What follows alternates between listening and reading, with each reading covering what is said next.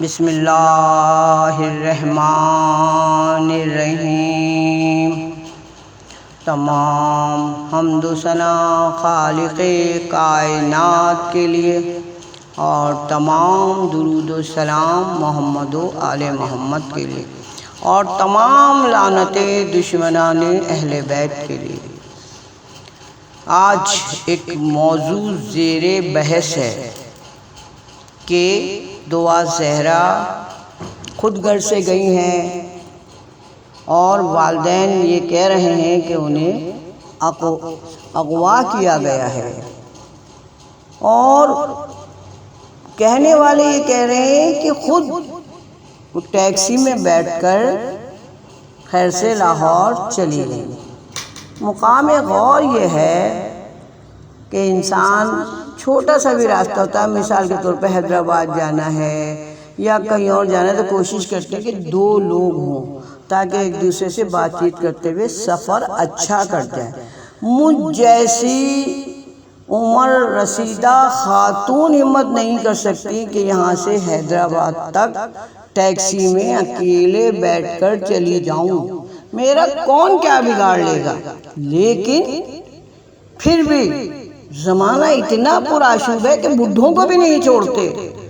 وہ تو 14 سال کی کم عمر بچی ہے۔ ارے مدرسوں میں ایسے حالات آتے رہتے ہیں، خود یوٹیوبر ڈالتی رہتی ہیں کہ اس بچی کے ساتھ یہ ہو گیا، اس بچی کے ساتھ یہ ہو گیا۔ تو کمال غور یہ ہے کہ وہ کیسے 14 سال کا سن اور ٹیکسی میں بیٹھ کر لاہور چلی گئی، اور پھر جس کے گھر گئی ہے وہ تو بہت ہی اسٹیٹس والا گھرانہ ہے کہ والد صاحب مالی ہیں، والدہ صاحبہ چپڑاسن۔ میرے کہنے کا یہ مقصد نہیں ہے مالی برا ہے یا چپڑاسن بری ہے، نہیں، کیونکہ کفو کا رشتہ کفو سے ہوتا ہے، یعنی ہم پلہ سے۔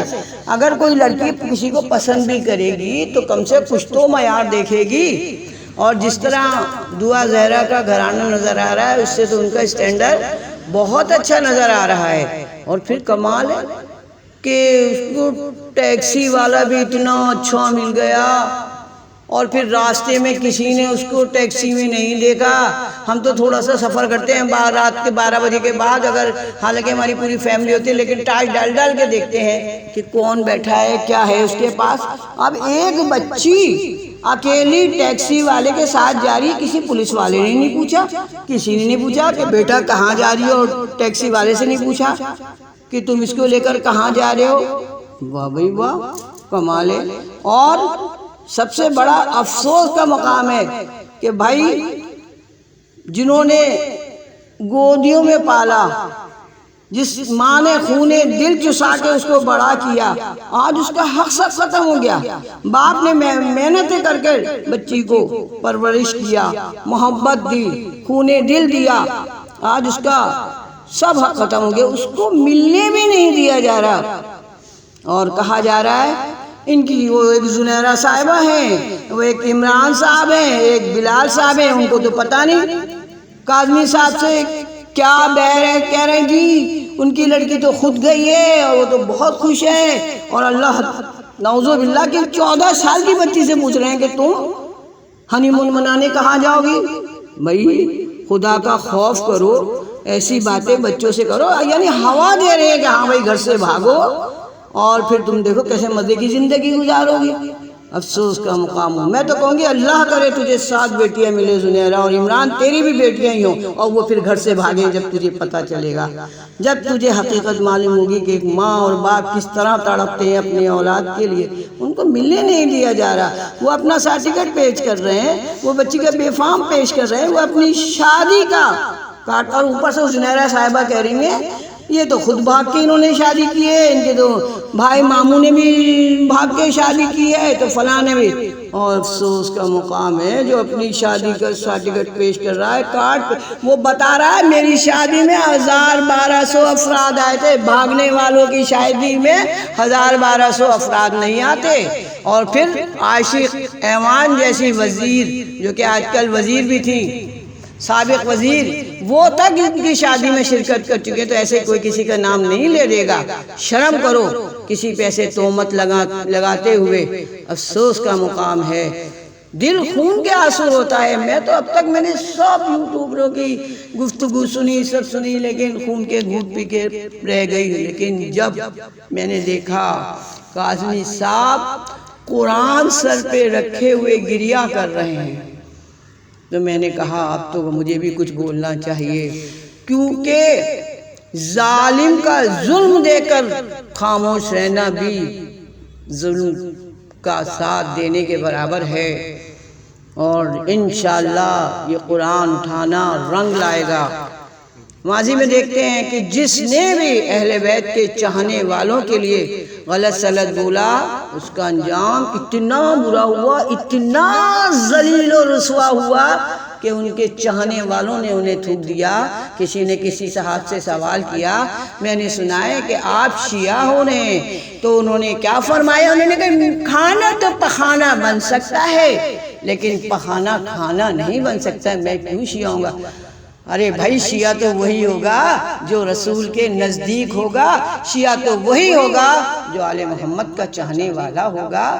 ہم کب کہہ رہے ہیں تم شیعہ ہو جاؤ کہ رسول تو کہ تمہارے جیسوں کی ضرورت نہیں ہے؟ آج دنیا نے انجام دیکھ لیا کہ کیا انجام ہوا۔ یا تو اتنے چڑھے ہوئے تھے کہ نعت خواں بھی تھے، تو ہر جگہ تھے، ملائیت میں تمہارا نام تھا، لوگوں کو ملاؤں کو بیٹھ کے موضوع دے کے لڑواتے تھے، چنگالی ڈالی اور جمالو الگ ہو گئی۔ آج تم نے اپنا انجام دیکھ لیا۔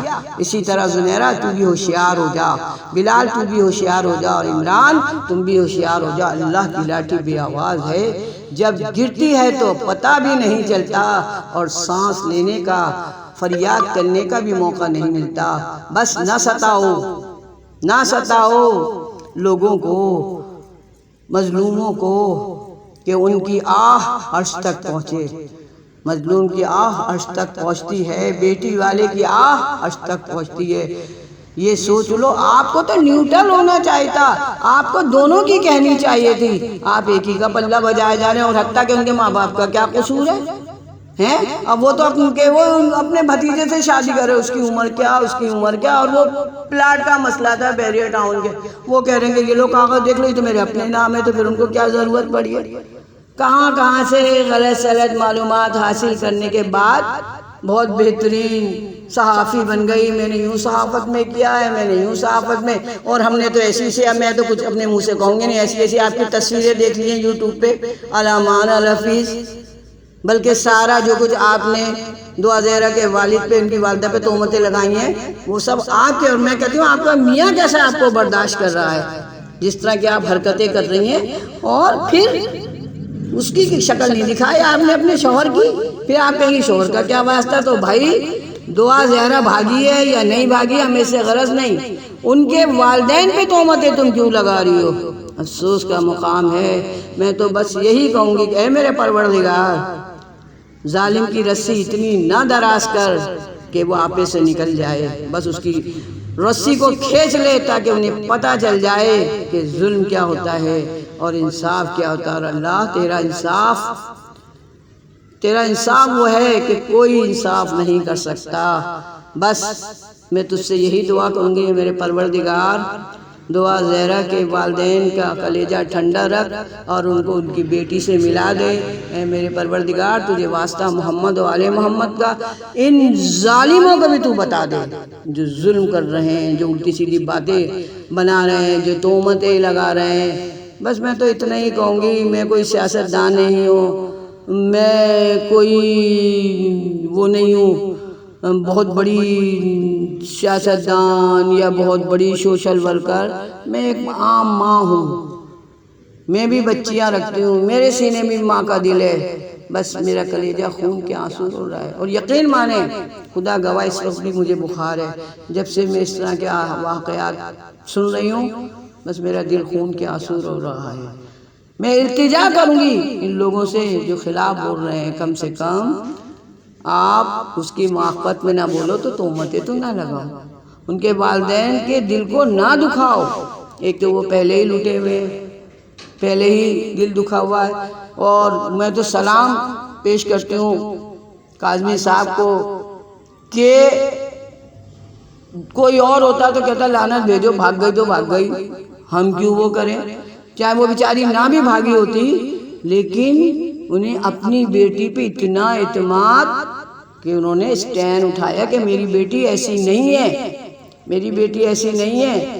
یہی وجہ ہے کہ وہ کہہ رہے ہیں میں آخر حد تک اپنی بیٹی کے لیے لڑوں گا۔